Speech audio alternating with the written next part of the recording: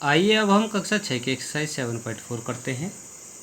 प्रत्येक चित्र के लिए भिन्नों को लिखिए। भिन्न के बीच में सही चिन्ह less than, equal to, greater than का प्रयोग करते हुए इन्हें आरोही और अवरोही क्रम में व्यवस्थित कीजिए।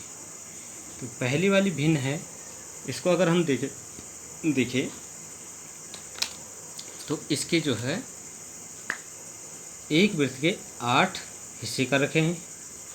1 2 3 4 5 6 7 8, 8 में से 3 हिस्से आपके पास जो है छायांकित है। तो इसका जो आंसर होगा 3/8 होगा। इसमें देखिए कितने भाग हैं, 8 भाग हैं और छायांकित भाग कितने हैं, 1 2 3 4 5 6 भाग छायांकित है। ठीक है। तीसरे वाले में हम देखें, हमारे पास जो छायांकित भाग हैं 1 2 3 4 हैं, तो ये हो जाएगा 4/8। इसमें एक भाग छायांकित है तो ये हो जाएगा 1/8। ठीक है। अब हम दूसरे इसमें जो देखें कि जो आरोही अवरोही क्रम में है तो कैसे लिखा जाएगा। तो सबसे पहले जो सबसे आरोही और अवरोही क्रम की बात करें, आरोही मतलब होता है छोटे से बड़ा और अवरोही क्रम होता है बड़े से छोटा। ठीक है। तो इसको मैं अभी यहाँ पे करके दिखाता हूँ।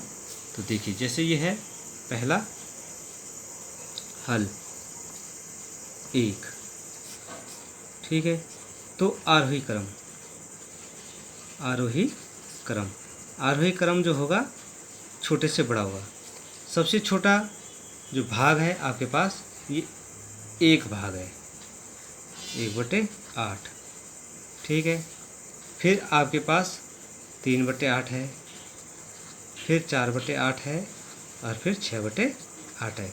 अवरोही क्रम लिखेंगे तो अवरोही क्रम कैसे लिखेंगे, अवरोही क्रम के लिए भी क्या करेंगे, बड़े भाग को पहले लेंगे तो 6/8 पहले आ जाएगा, फिर 4/8 आएगा, फिर 3/8 आएगा और अंत में 1/8 आएगा।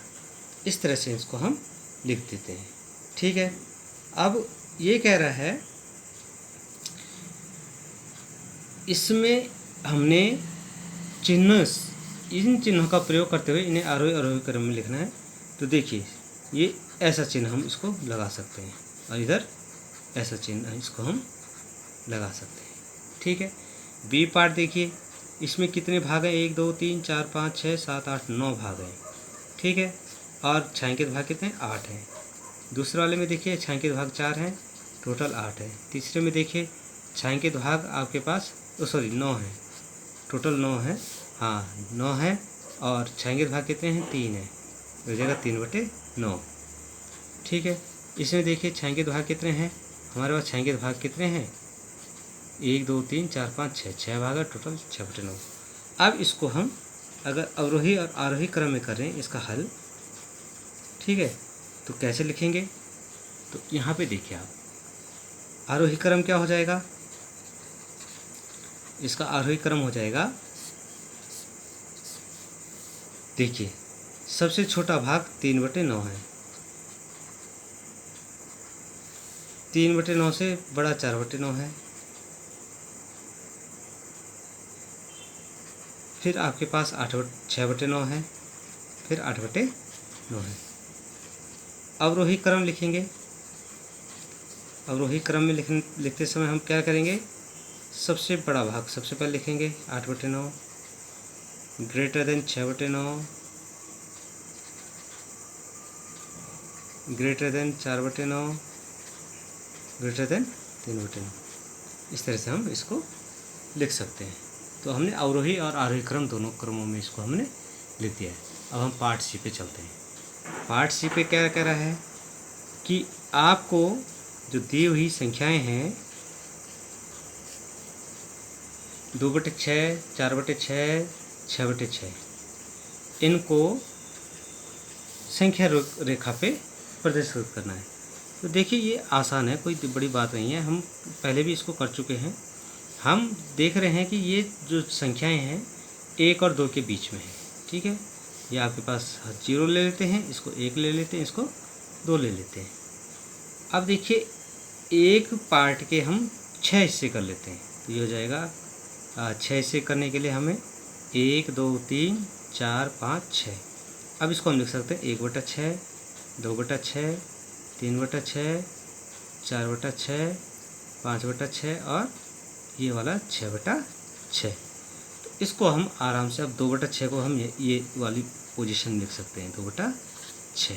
ठीक है, 4/6 लिखना होगा तो ये 4/6 है। ठीक है, 6/6 लिखना है तो ये वाली पोजीशन हो जाएगी 6/6। अब 8/6 के लिए आप ध्यान दें अगर, तो 8/6 कैसे होगा? 8/6 में 6 एकम 6 प्लस 2/1 प्लस 2/6 लिख सकते हैं इसको हम। ठीक है, एक हिस्सा तो पूरा आ चुका है। अब हमने अगले हिस्से के जो है 6 हिस्से कर देने हैं। तो 1, 2, 3, 4, 5 और ये 6। अब इसमें जो दूसरा हिस्सा होगा 2/6 वाला, तो ये वाला हिस्सा होगा यहाँ से यहाँ तक 8/6। इसको हम इस तरह से दिखा सकते हैं। ठीक है, तो ये होगा OAB। तो इस तरह से हम इसको दिखा सकते हैं। अब वो कह रहा है कि इसको हम दी हुई संख्या के बीच चिन्ह लगा के भरिए। तो देखिए 2/6 जो है लेस देन 4/6 है, लेस देन 6/6 है, लेस देन 8/8 है। इसको हम इस तरह से दिखा सकते हैं।